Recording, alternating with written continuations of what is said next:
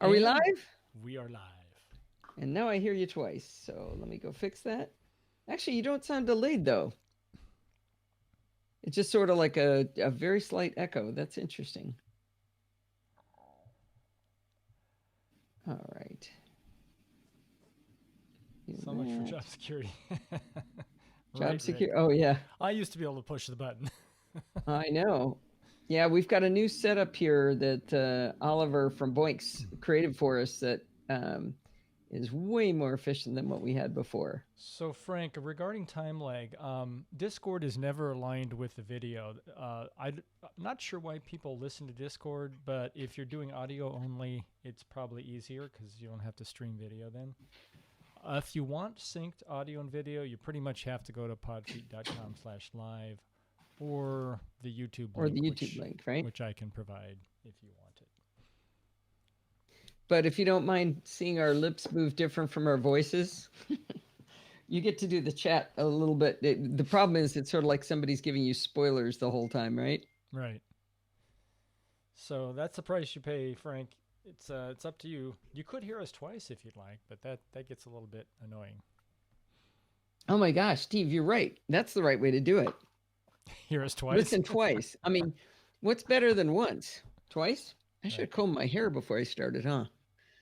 Oh well. You get what you pay for here. Yeah. Oh, where did the Have we got a really big shoe tonight? We have plenty of time to screw around, I think, here. Yeah, because it's a security light heavy show. Get it? Ooh. You know what I mean? Yeah. Security. You have a lot of security light, but that's not a lot of airtime. Right. All right. Since I disconnected and reconnected, let me play back one more time. Make sure you can hear it. Okay, Discord, can you hear that? All right, thank you, Rick. Good job. Hey, today's the last day of the early bird special for MacStock. Anybody need to buy their tickets at Podfeet? Last call. Yeah, she is a little bit. You are a little bit blooming. Yeah. Also, your camera's a touch low. Normally, I can. Would you like me to spend time messing with it? Well, if you have time. I can see your. I think you're. Okay, wait. We have to go like this. Well, how am I going to get. There. As long as I'm not in the picture, there's my flowers from Cayo. And what's that thing hanging at the upper right of the flowers? Oh, that's a bat. Have I ever told you guys the bat story? If we have enough time, I'll tell you the bat story if you haven't heard it. It's one of my all-time favorites. Let me do this. How's this? There. You like that better, Frank? Let's check that. That's better. Do I look lovely now? I think okay. I don't know if Frank gave a seal of approval because he's so silly. He doesn't give a straight answer. He did. All right. Sandy called in her absence. Hey, I think you might need to be, unless Rose is here, I'm not sure. We got to tighten about it. If Rose is here, she's the wing woman of the day. But otherwise, I think it's going to be up to you, Hey, because I don't think we got any other girls in the show. Does Hay know her responsibilities? Yeah, just be mean to Steve. Is that what we decided? No. Actually, it's a light crowd. So we got Steve and Kevin, and I don't think Will is really here. Hay is here. John, but not the second John. Rick, Titanbot, and Frank. Yeah. It's a light crowd. We'll probably have a few more rolling in, but it'll be a light night. That's fine. These are the dedicated fans. Good.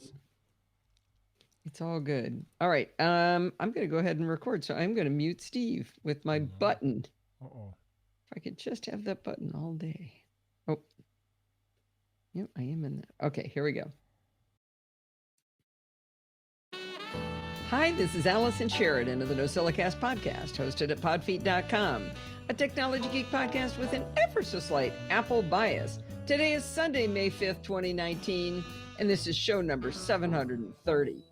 Well, next week's show is going to be a special one. We're going to be celebrating 14 years of the NosillaCast. If you're a new listener or a new listener of podcasts in general, I want to tell you that's really, really old for a podcast. You see, podcasting was only invented in October of 2004, and I started on May 13th of 2005. Now we're not gonna be having a big party, because it's not like it's 15 years. But if you want to bring a beverage, make a toast or two, Steve and I would love to see you in the live chat room at podfeed.com/live on Sunday, May 12th at 5 p.m. Pacific time. You can wear a party hat if you want to. Well, I had great fun in this week's episode of Chit Chat Across the Pond, playing with Bart Bouchatz and Programming by Stealth. We're on installment 77, and in this lesson, he stepped back to really cement the concept of callbacks. This came about because I confessed to him midweek that while I'd been hearing the term for literally years in Programming by Stealth, I didn't really understand what a callback was. He decided to go over the topic with several examples, even showing how we've been using callbacks all along, but not specifically referring to them as callbacks. I was lost for a bit at the beginning, but he patiently went over each example until, as he says, the penny dropped for me. After that, he went through the homework challenge from installment 76. You see, in 76, he told us that he was going to put us through what's called in programming language callback hell. I'm not swearing, I'm quoting, that's the real words they call it. He told us that there was a way to avoid callback hell, but he wanted us to experience the agony first. Well, when I went to do my homework for last week, I quickly found the way to avoid callback hell and I ran with it. I was really proud of myself for getting the homework done and not going through hell. Now, he did love that I jumped so far ahead. In fact, I jumped 2 lessons ahead. But as I put it back to him, skipping callback hell was kind of like not really facing death in the Kobayashi Maru.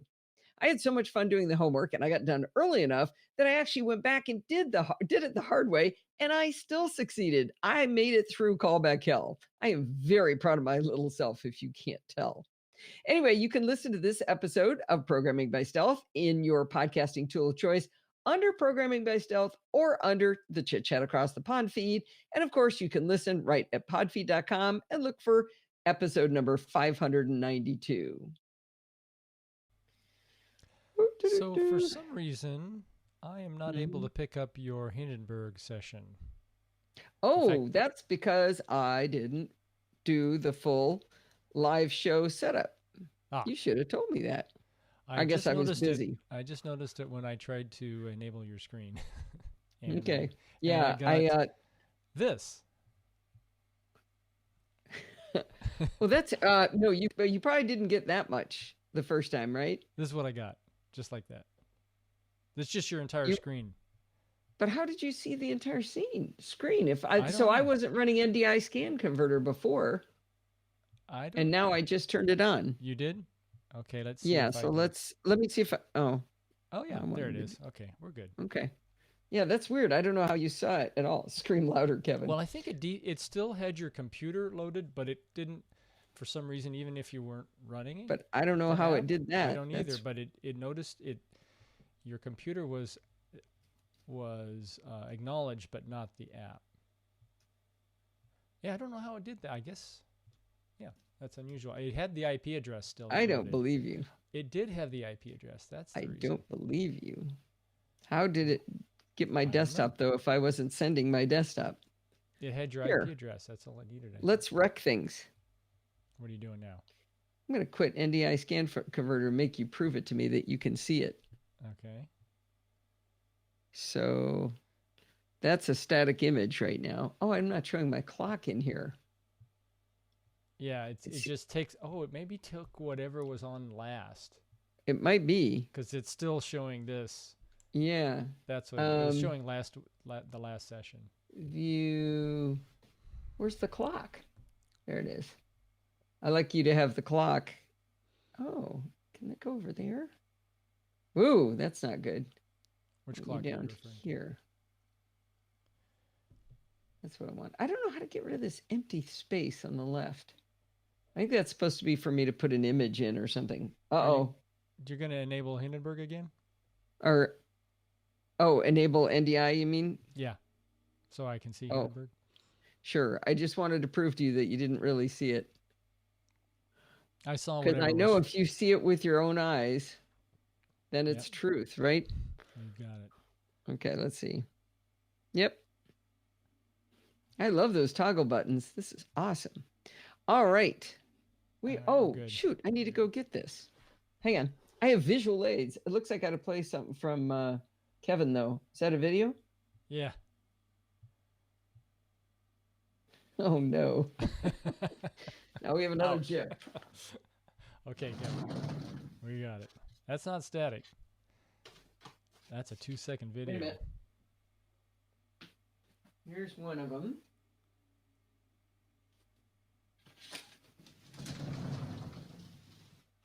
I have 2 visual aids. Two toothbrushes in one. All righty. Here we go. Nope, we're not ready. Got to open it up. So now I'm going to do the Omni 20, Steve. Got it. All right. But only if that comes up. All right. Put my... There we go. Come on, one more. There we go. All right, I'm going to listen to this for a second. My voice sounds like it's got a lot of hiss on it. So far ahead. In fact, I jumped 2 lessons ahead. Are you hearing all that hiss? Nope. Just stopped. But as I put it back to him, skipping callback hell was kind of like not really facing death and wear a party hat if you want to. Well, sounds like a hiss. I'm going to turn me down a little bit. Let it boost it up. Come on. Okay, that's a little better. All right, here we go. Rick doesn't hear it. Oh, I might as well take a drink if I'm breaking this long. All right. Muting Steve.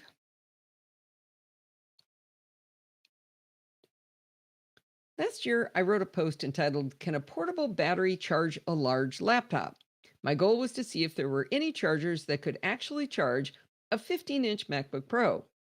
At the time, I tested 2 batteries that had AC outlets on them, the Jackery Power Bar and the RAV Power RPPB055. What a great name.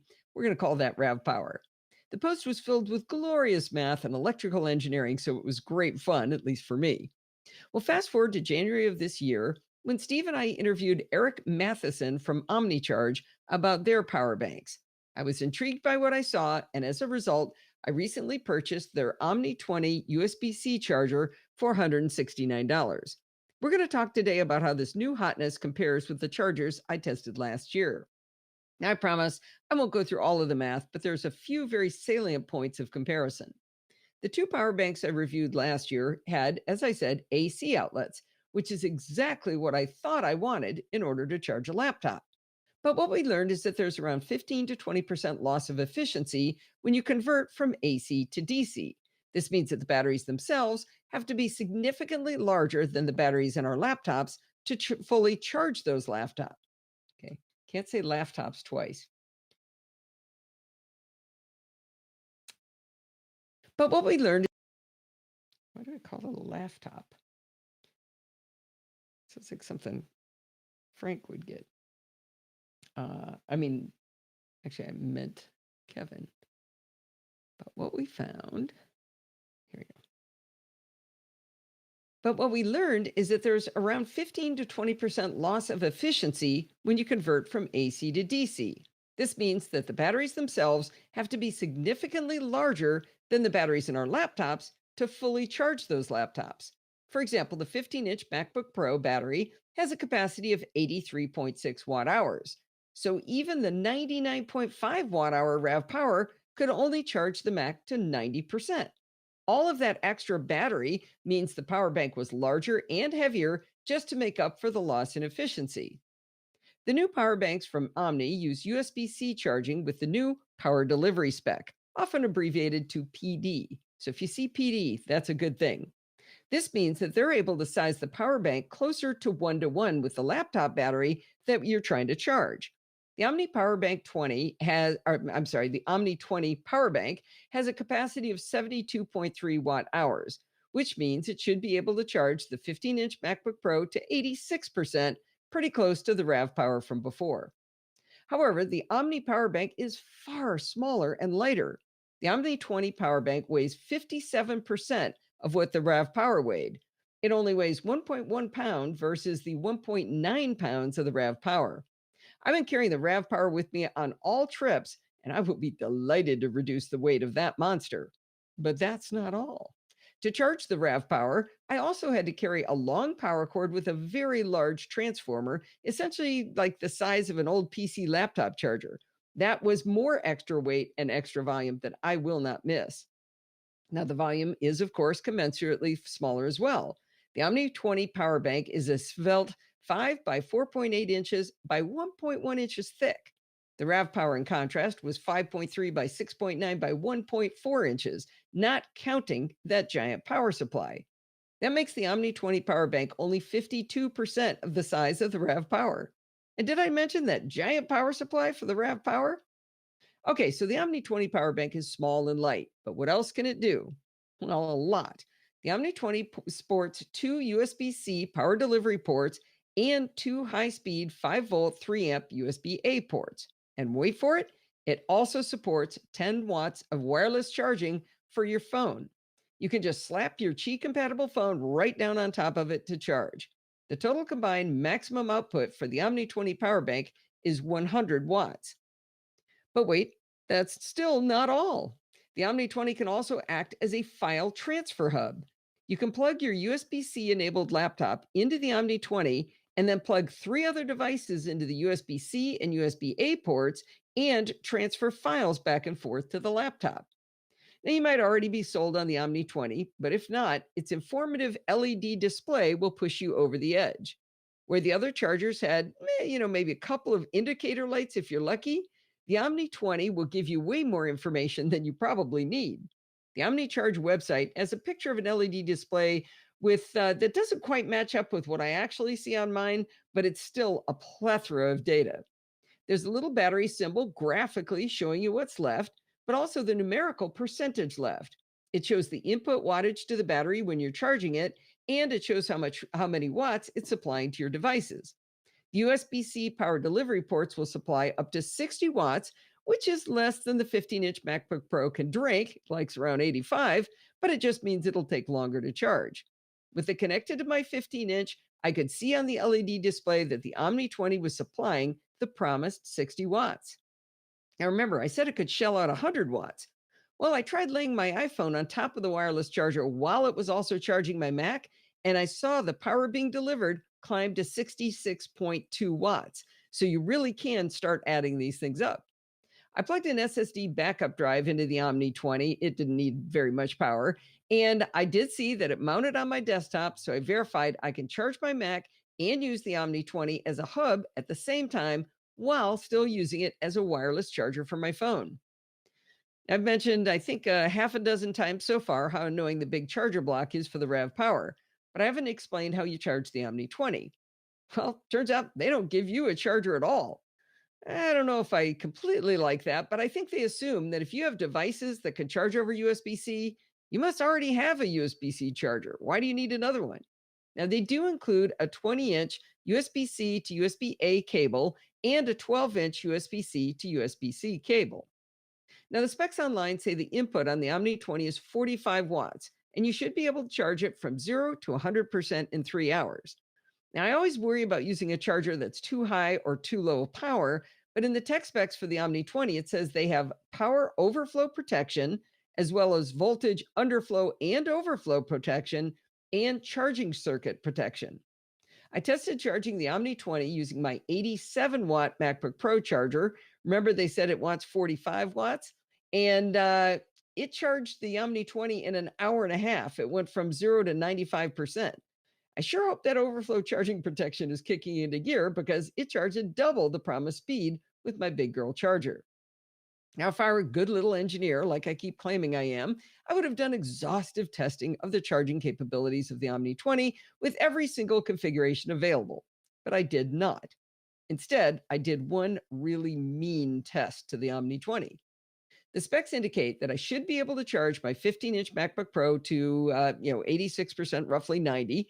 But that assumes that I'm not using it when I do that. Well, let's try to figure out, when is Allison not using her computer and is able to sit and watch a charger meter to take down data? That's never going to happen. So instead, I decided to see how well the Omni 20 could charge the 15-inch MacBook Pro while I was actually using it. That's a much better real world test for me, because I'm more likely to be somewhere running out of battery while I want to keep playing on my laptop than I am to have a dead laptop that I can ignore for a couple of hours. I ran my max battery down to 6% using Parallels Toolbox Do Not Sleep app while I took my dog for a walk. Then I started writing this review while letting the Omni 20 see whether it could actually add power while I was working. I'm pleased to say that in 1 hour and 5 minutes, the Omni 20 charged my 15-inch MacBook Pro from 6% to 56% while I was using it. In that time, the Omni 20 drained itself from 98% to 13%. I think that's pretty amazing. Remember, it weighs half of what the other battery did. With the Omni 20, I now have a power bank with essentially the same charging capability as the RAV Power, but at half the weight and half the volume. I gained wireless charging and a terrific display that will keep me informed on charge levels. I also gained a USB hub as a bonus prize, and my tests show I can now charge my Mac while using it up to 50%, and I would presume up to 90% if I wasn't using it. I love the RAV Power for the charging it did of my devices on travel for the last year. But I have a new love in my life, and it's the Omni 20 power bank from omnicharge.co. My only regret is that while OmniCharge does sell some of their power banks through Amazon, they do not list the Omni 20 on Amazon, so I can't give you an affiliate link. All right. Any question on this? People are talking about displays, the Omni, which the lovely Carol Merrill is now showing. Yeah, this thing is just so fabulous. What did I do with on you? Yeah, what did I do with the other one? I mean, this thing is I think, what did I just do with it? Hang on, I think I can show it to you side by side here.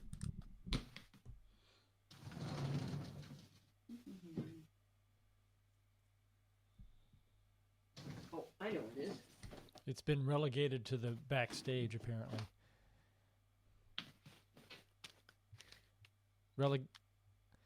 So the RAV Power, oh, I'll save before Kevin has a coronary there. Thank you, Wingman. I didn't do a chapter mark, so remember that. So the RAV Power comes in this handy travel case. So, that's very, very small. I mean, considering it has all this crap in it, so that's black on black. You got to see. I got to cut my contrast down. Hang on. Do them side by side. Yeah, but I'm gonna let me reduce contrast. By the way, is this the first? Ooh. Ooh. That was nasty. How's my skin look? That's yeah, I don't think the contrast thing on this works that good. What were you saying, Steve? Is this the first live show you've done since your cataract? Second eye? Might be. Eye? Oh yeah, my second eye cataract surgery done. So let me take it out of here. Side by side, we can see them. Well, I got to get it out. So I actually might buy. They sell a little case for the Omni 20. So this is the difference in size. The problem is I have a black shirt on too, so you kind of see the relative size of those. Show us the thickness. Gotta do it where I'm not covering you up with black, and then an inch versus 1.4, 1.1 versus 1.4. I'm guessing a lot heavier. And then do you want me to weigh them? Yeah. And I'll show you the display on the RAV Power. Can you see it? Like and those 10 blue LEDs. dots. Yeah, they're 10 LEDs. And when you use about 10% of it, it goes to 1. It doesn't go to 9. It goes straight to 1. Yes. Yeah, it never worked. And on this, I'm like, 11 either, right? No. And this thing is telling me, how many, it's got the temperature, the watts. There is a button. I don't understand what it is. I think it's showing maybe USB-C versus USB-A. I'm not sure. There's 2 buttons on here and I never figured. One is hub and one is USB. You keep hitting it. Hub, USB-C, hub. I don't know. I don't understand the buttons. But anyway, yeah. And wait. We haven't even brought out the power supply. So the power supply on top of all that. That's for the RAV, right? Yeah. The big one. Yeah, so. It's like in all that volume and weight, they couldn't even squeeze up the power supply in. Yeah, exactly. and less efficient, right? Other than that, I mean, I did use it for the year. I gotta get back in the case. That's good good video, isn't it? Watching me put stuff away. Yep. If I don't, I lose things. All right. Investors only by the see way, reviews if it is a TV. What? The 5K display you have, is that an LG 27 inch? Yeah. Okay. Yeah. That's what John got. Oh, did he? Well, 4K. Yeah, it's a nice monitor. Yeah, they sell 4K too. I wasn't sure why the 5K was so much more. I mean, it's like triple what the 4K costs, really? But I think the 4K is not a Thunderbolt monitor. Is that right, John? Right, you got the 4K version, but I think the 4K version is not Thunderbolt. Because I remember we were looking for what's his face, our little friend Dean. Ooh, Kevin's looking. You know, Kevin lost his iMac. You heard that last week, or I'm not sure you did. It died. He didn't lose it, right? Well, he didn't... that's what I meant by lose. It didn't slip out of his. I don't know where it is. And he got a Mac Mini to replace it. Oh, so that's a good idea. He's looking for a display. Ooh, a 32-inch curved Samsung. Ooh. Who was it? Was it Leo's Jeff Hammett? I think loves his curved monitor. Or no. It was Chris Ashley. Oh, he said just having everything. In fact, I think I would like that now that I think about it. Is having everything the same distance, so your focal distance is always on the monitor. John confirmed his 4K is HDMI input. Okay. Not which is fine. You know, yeah.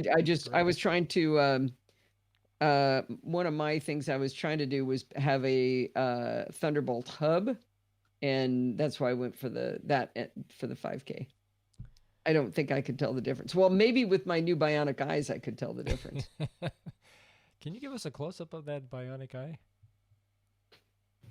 Which one? That one or that one? That one. Actually, I've got pictures. Maybe if we get done with our homework here, we can. I can do the tell the bat story and show them my eyeball. I mean, if they really want. They did a laser thing to my right eyeball. I'm not convinced it did the job though. It still looks a little weird to me. It sure seemed to have in the before and after photos. Yeah, I'm still seeing some like weird milkiness every once in a while that you'll see me going. That's me trying to clear it. Settling out. Yeah. Alrighty. I have a chapter mark in. I have saved. I have muted Steve. It's time to begin again. Steve and I have been doing quite a bit of traveling lately, which has caused us to be away from home on a Sunday night when I need to, or actually really want to, record the live NosillaCast. It really complicates things to do a live show on the road. But Steve and I just love the live audience so much, we don't want to disappoint them, and we don't want to miss it ourselves. We look forward to their silly banter, like Frank just now when I talked about how I had my second eye surgery. He asked me about my third eye. Anyway, they say ridiculous things like that. But I also do really rely on them to remind me to save, add chapter marks. Thanks, Kevin. And then they tell me when I say things incorrectly. You'd be surprised how many dumb things you never hear in the podcast because of their help. I mean, you'd be surprised because you still hear dumb things from time to time, but there'd be way more if it wasn't for the live audience. I remember the time I got my daughter Lindsay's name wrong, but we try not to talk about the Great Martini episode anymore. Anyway, Steve and I carry a lot of equipment with us to make this happen when we travel on the road and do the live show.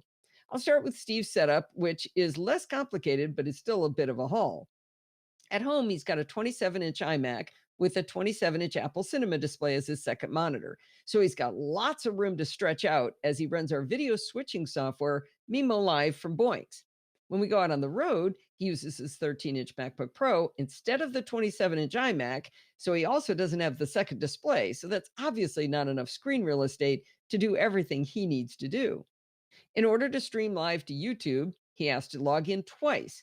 He logs in once as me in one browser in order to enable the live stream, and then once as himself in a second browser to verify that the stream is actually working.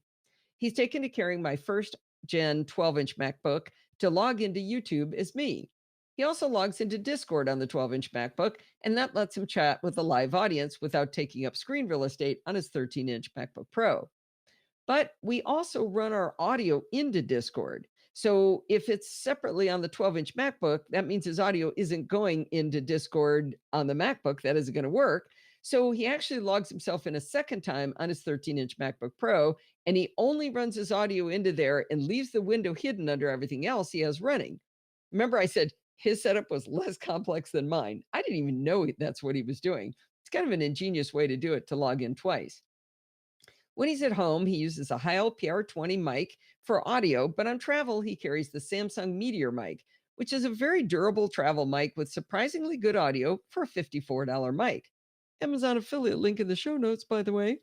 Anyway, he sometimes brings his webcam, but the complications with that outweigh the value, so he often just goes with his internal iSight camera on his MacBook Pro.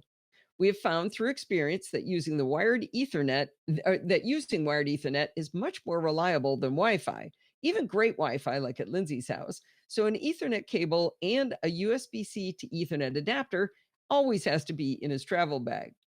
Now, let's switch gears to what I have to do.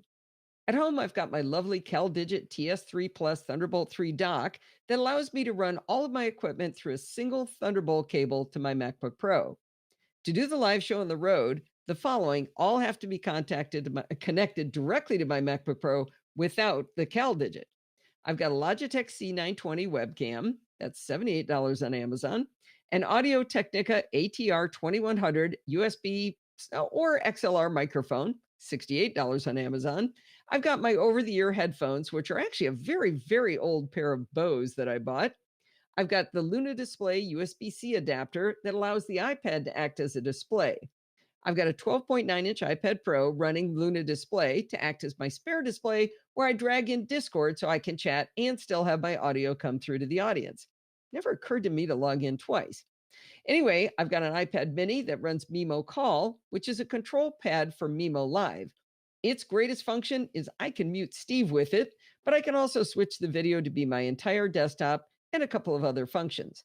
Now, the Mini doesn't need to be connected to the Mac, but for completeness, I included it in the list. I also need an Ethernet cable for the best possible video experience for the viewers and USB-C adapters for USB-A and Ethernet. That's all I have to carry with me. So now here's the problem to be solved of this long article. I'm finally getting to it.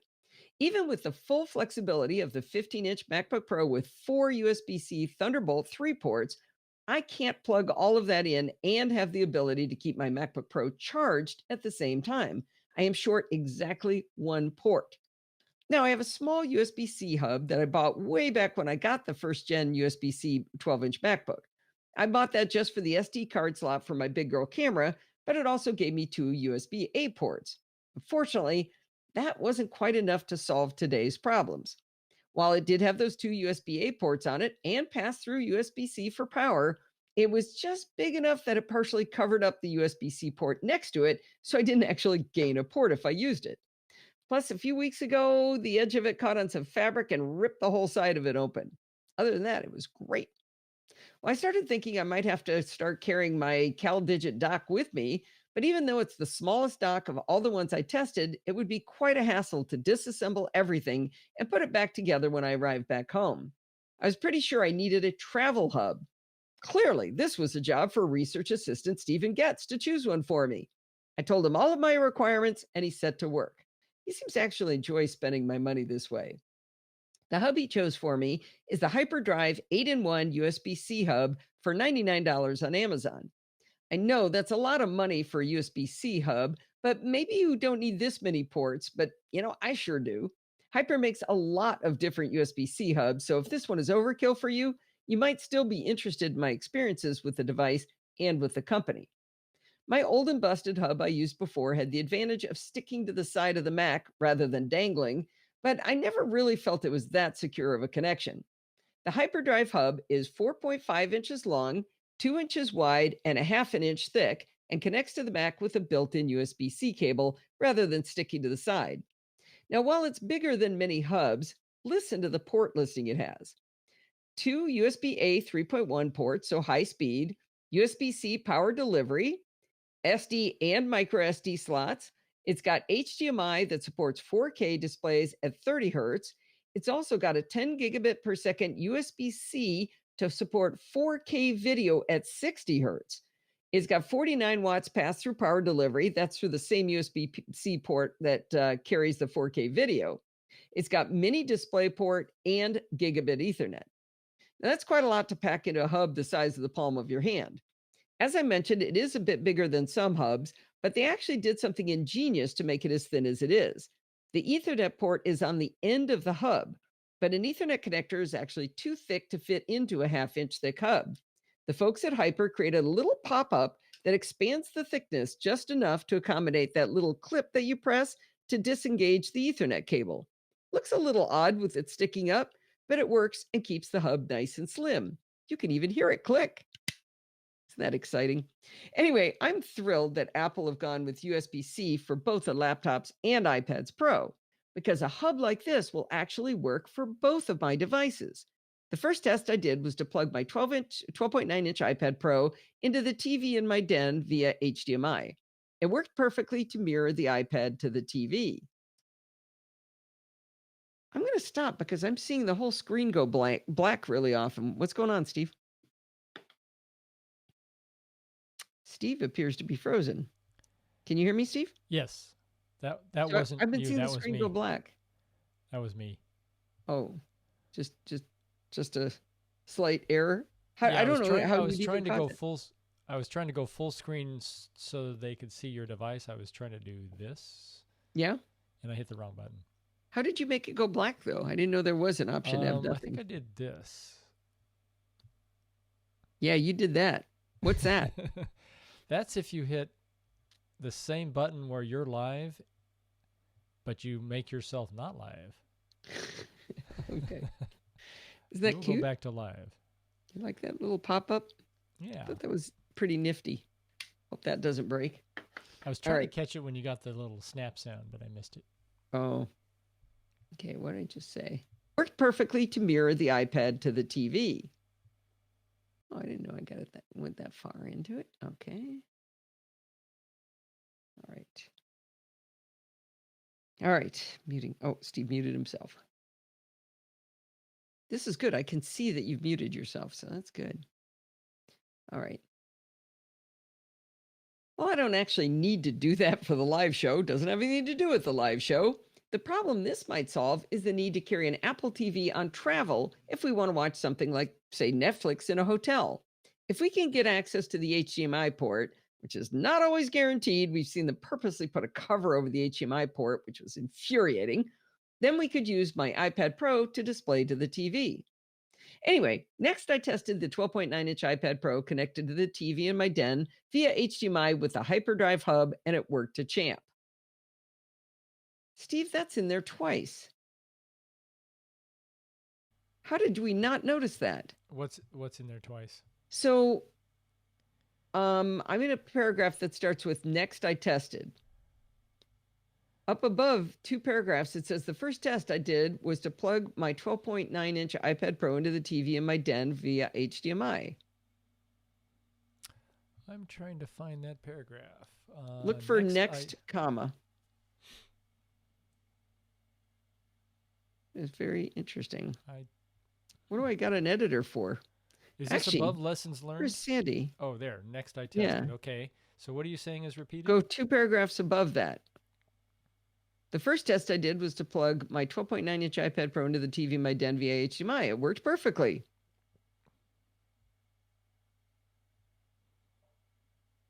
I'm not seeing that. Look at the paragraph that starts with, I'm thrilled that Apple. Okay. Look at the second sentence in that paragraph. The first test I did. Okay. Right. Now look 2 paragraphs down. It's the exact same sentence, except worked to champ and worked perfectly is the only difference in the way I said it. Ah. So that's fixed. And I'm going to go fix something else while I'm at it. I know I had a problem with one of my list. Luna display up above. The list wasn't right either. There's a space missing. There we go. Okay, so luckily I just happened to have stopped and heard that I said it twice. So that's good. I'm going to get rid of the first one. Exciting. Anyway, because a hub like this will actually work for both of my devices. The first test I did was to plug my 12-inch test I did. There it is. I think. Actually, what did I just do? The TV in my den via HDMI. It worked perfectly to mirror the iPad to the TV. Wait, well, I don't know.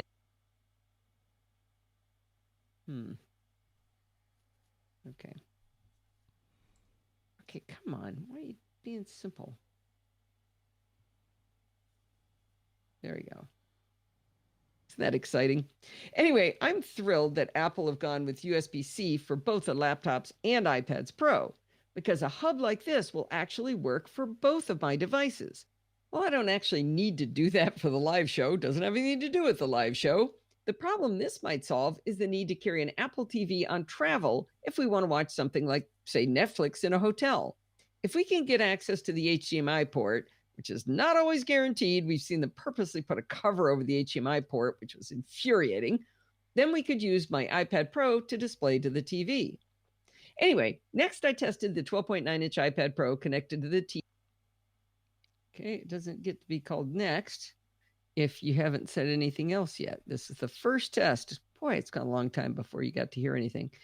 It should be that. Okay. And preview here. Don't let me forget to push that one up to the server. All right. Oh, anyway, this is an existing post. Yeah. Gotta give. I wish Sandy was here because she checked this one. She found some errors. She's my editor when I can't count on Steve. Well, when is that? Never a problem, dear. Hey. I just changed that next. Oh, shit. Yeah, I don't see the change. Well, no, you won't see the change. Oh, you're not editing... No, I don't edit on the website. I don't edit on the website. I'm editing the blog post, but I'm editing it locally. That's why I said remind me to push it up. Got it. Okay. There we go. Okay, muting Steve. I tested the 12.9-inch iPad Pro connected to the TV in my den via HDMI with the hyperdrive hub, and it worked a champ. All right, on my Mac, I don't really need HDMI or mini DisplayPort, but I thought I'd test it out anyway. I plugged the hyperdrive 8-in-1 USB hub. Okay, try that again.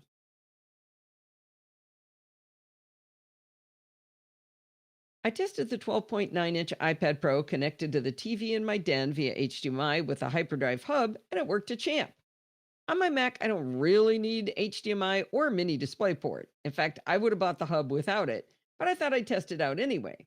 I plugged the hyperdrive 8-in-1 hub into my MacBook Pro, and I tested it, plugging it into the same TV via HDMI, and it worked great. Then I thought it would be fun to do a dry run of my live show setup. I wanted to plug everything into the hyperdrive USB-C hub to simulate my environment on the road. Using the hyperdrive hub, I plugged in my webcam and travel mic via USB-A. The Luna display cannot be used with a hub, so it took a priority spot on USB-C directly connected to the MacBook Pro in order to drive the 12.9-inch iPad Pro as a second monitor. I used the hub to run pass-through power to my Mac and connected Ethernet to the hub as well. For grins and giggles, I threw an SD card into the hub as well, and everything worked. As I said, I haven't used an external monitor on the road for my live show, but often there's actually been one available. When I did the live show from Sydney's desk a few weeks ago, there was an HDMI display right there that I would have loved to have used. I wanted to test the capability with the hyperdrive hub. I dragged an old Dell monitor out of the closet and I connected it via HDMI to my Mac through the hyperdrive hub. But that's when things went awry. The Dell display did not show my Mac desktop, but rather was solid lime green. This was definitely not expected behavior, but that meant it was time for some experimenting. I started looking at the display settings and system preferences. The Dell monitor was clearly recognized by the system. I could see the model number. I could even rearrange the display locations. I tried mirroring the displays, and for a brief second, the Dell showed the Mac desktop perfectly mirrored, but then it went back to solid green. Now, I had successfully used the hyperdrive hub to connect an iPad to a TV, so I tried eliminating all other variables and I connected the Dell monitor to the iPad with the hyperdrive hub. Same result, solid green. I then tried the MacBook Pro connected to the TV I'd used earlier with the iPad, trying it again, and it was again able to successfully display using the hyperdrive hub. I started thinking maybe something was wrong with the Dell monitor if both the Mac and iPad could display to the TV in my den, but couldn't display to the Dell. I needed a way to definitively rule out either the hub or the display as the root cause of the problem.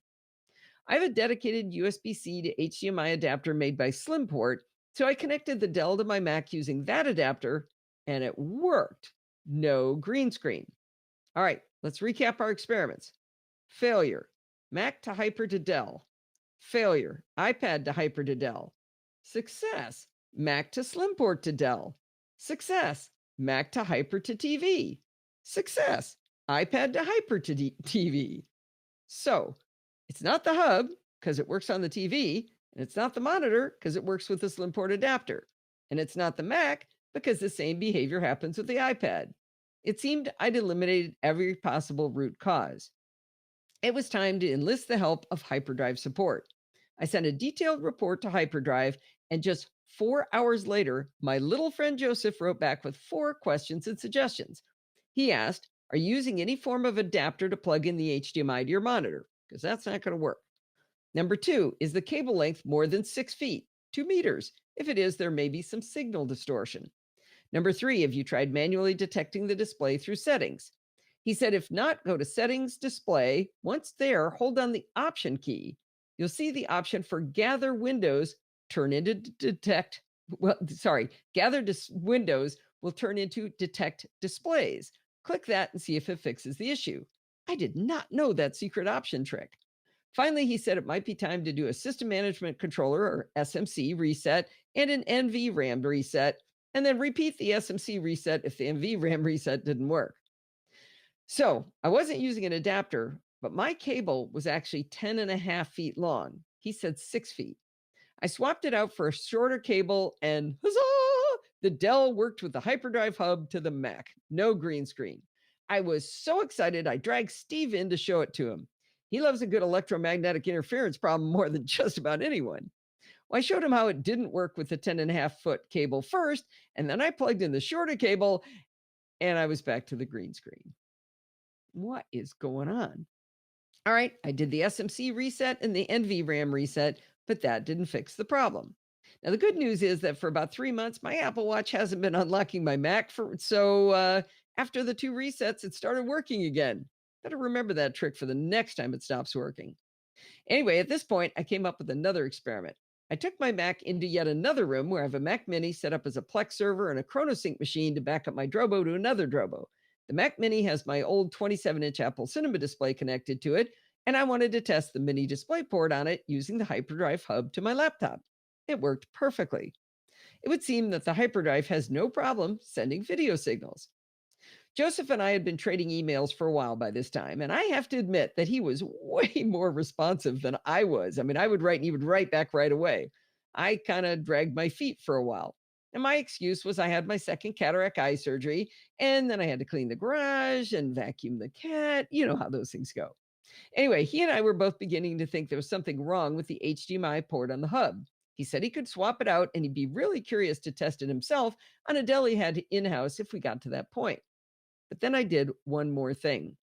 I actually got out a pull-out rule and I measured the length of the shorter cable I dug out. Previously, I just kind of held it off the ground and went, it's about 6 feet. Well, turns out it was 81 inches long, which is 6 feet, 9 inches. I knew that all of my experiments to the TV had worked with the hyperdrive hub, so I cannibalized that HDMI cable from the TV.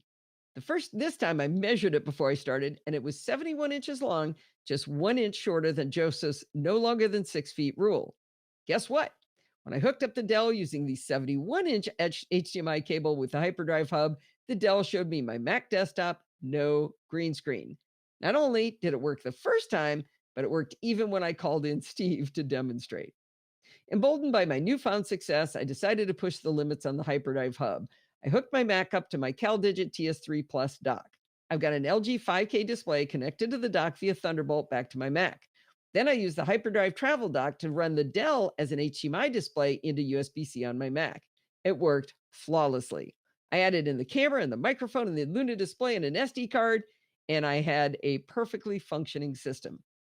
The bottom line is that for $100, the Hyperdrive 8-in-1 USB-C hub packs a lot of capability into the palm of your hand.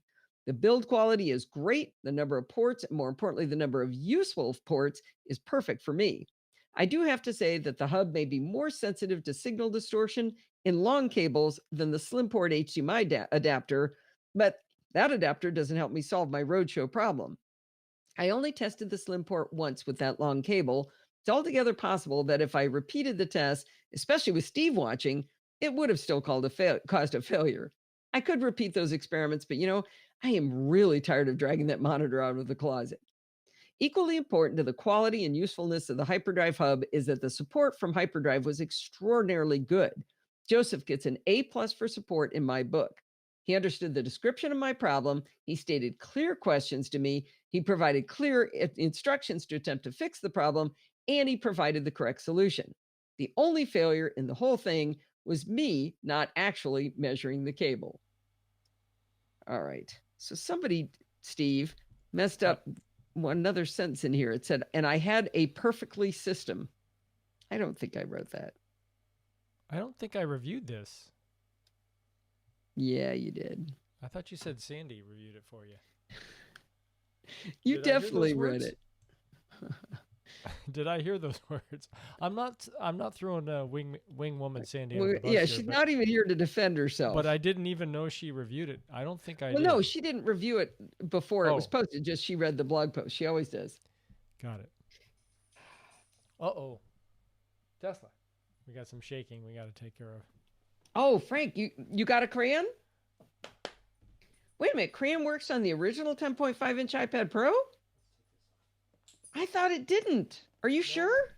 It wasn't supposed to. Oh, I like what John said. It'd be difficult to clean the crayon off the screen. Maybe that's what Frank meant. Probably does.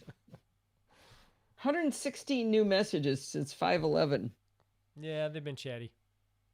Wow, I got to 28 minutes in 2 reviews. Whew. That's impressive. Wait, do you still have another review? You do. No. Oh, no, you don't. Okay. I gotta check something.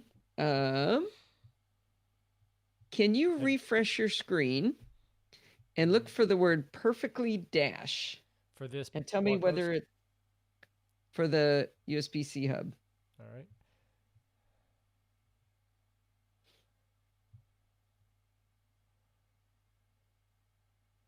Perfectly dash, did you say? Yeah, perfectly dash, and tell me what the word is after dash.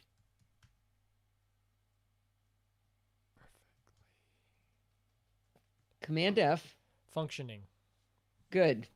So the right one is up there. Sometimes Marzetta has trouble with there's a whole thing and it says it didn't do what it did. All right, time to spam. Well, I'm not going to. How did it get this late? I'm not going to have time to tell the bat story. Maybe next week. Time for the bat. Right. Muting. This week, we had not one, but 2 people decide that they get enough value out of the shows we produce at the Podfeet podcast that they would dedicate some of their hard-earned dollars to support us through Patreon. I'd like to make a special shout out to Greg Hatfield and Dave Ginsburg for their patronage. The cool thing about Patreon is how easy it is to control how much money you spend. You can set a per show amount, but also a limit per month. That way you can contribute to a bunch of shows, but still add a cap to the total.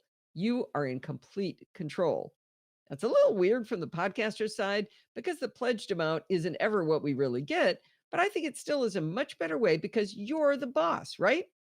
Anyway, if you'd like to show the value you get from the shows, please consider going to podfeet.com/Patreon and see if it's right for you.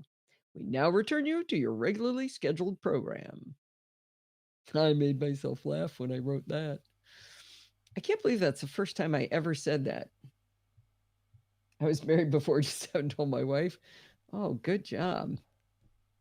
I'm telling. All right, down here. And then we're going to go get some. Let's see.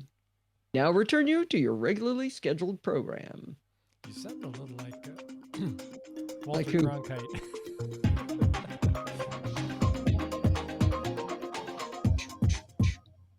Okay. We coming up on a mouse. security bits here? Yep. I don't think we're going to get a chance to listen to any security bits, though. Oh, we have to hear the intro. I cut the plink. Gotta hear, boy. Oh, you cut it? Oh. Well, actually, Bart is the one who has to. He may have left it in. Tools, split stereo.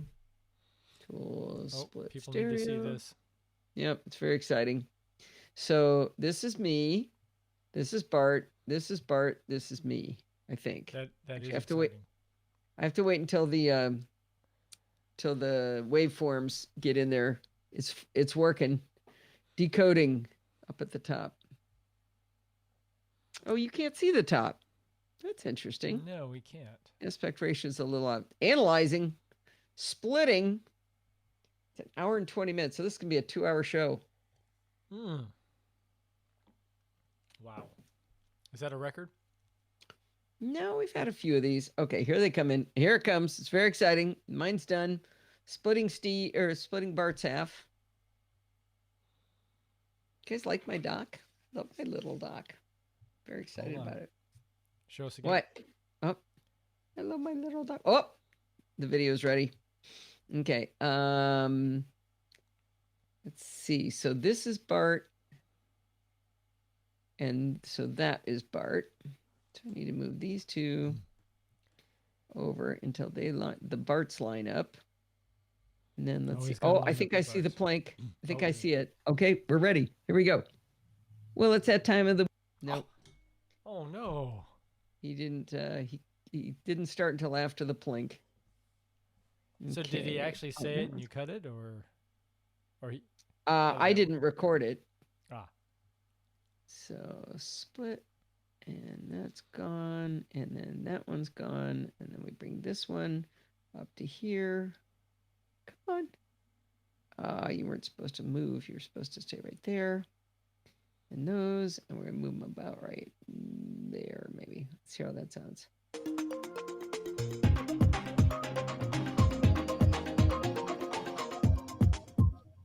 Well, it's that time of the week again. It's time for Security Bits with Bart Bouchatz, and Bart has sent me 4 or is it 5 versions of the show notes so far this week. Yeah, the news, it didn't stop. Well, after the first 3, I said, you know what, I'm going to wait till right before the show. And sure enough, there was another one right before the show. Yeah, well, I sort of send them to you as a sort of a sneaky backup. Yeah. There's definitely another copy if you have it too. Oh, that's good. That's good. Okay, I think he slid over just a smidge. Let's see how that sounds. Copy if you have it too. Oh, that's good. That's good. Well, it looks like those are my favorites. We've 3 chewy mediums and then... chewy mediums? Yeah. Trying to get this alignment. Yeah, the news... Let me check farther down. See how it sounds there. And he got arrested for being a cyber criminal. Right. Which was very Okay. I think we're good there. Do you want to check the end? I do. Talk to you in a couple of weeks. And until then, of course, good. You know that you should... Right. Well, that doesn't sound right at all. How did that happen? Oh, no. This is never fun. You know what that is? That's what? Skype. That's drift. Oh, that's hard. That's tough. Because the show's so long. How long?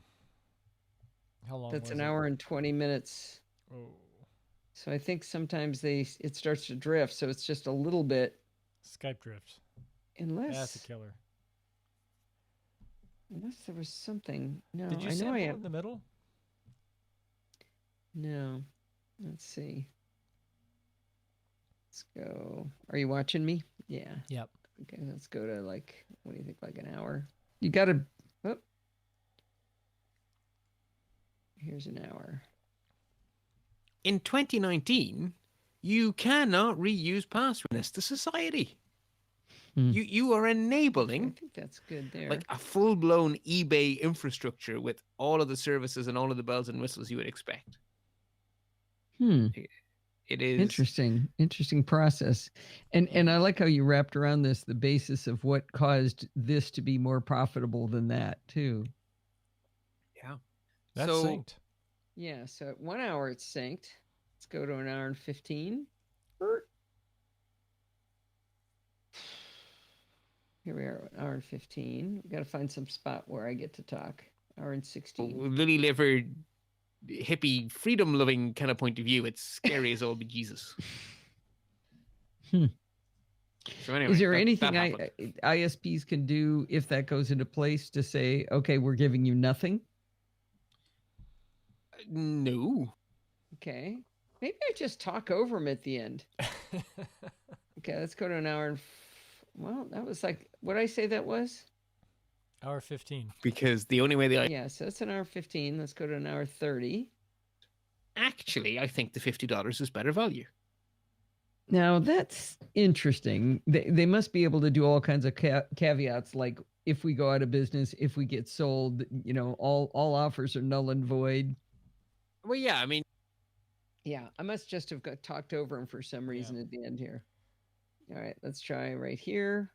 He travels at the speed of light is a distance, because the speed of light is constant. And it. Oh, this is the part where Bart's trying to explain a security concept by going, it's easy. It's just like quantum physics. It's only 2 minutes. It's wonderful. It's absolutely wonderful. Right. Oh, what I wouldn't give to have someone like her teaching computer science Talk about today, who would do so much good for the world. I'm sorry, Grace Hopper. Oh, that was a long pause. Absolutely. She was. So go to the end of where you're talking. So cool. There's a lot of overlap there. There's something right there that looks funny.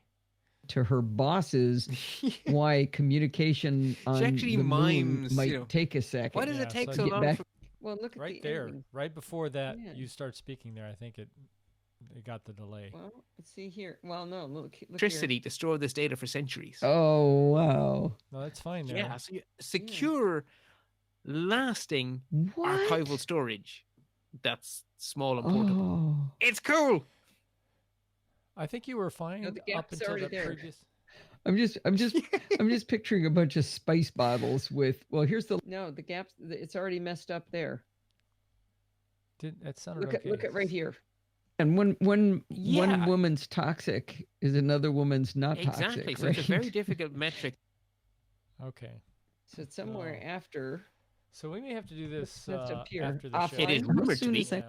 Yeah, we should probably let the audience go. Did we ever find his Rose here? Rose is here. Rose did show up, yes. I forgot to blow her a kiss last week. Yeah, I think the bat story is going to have to wait, and I'm going to have to figure out where this error is. But I do appreciate you listening along there, Steve. That does help.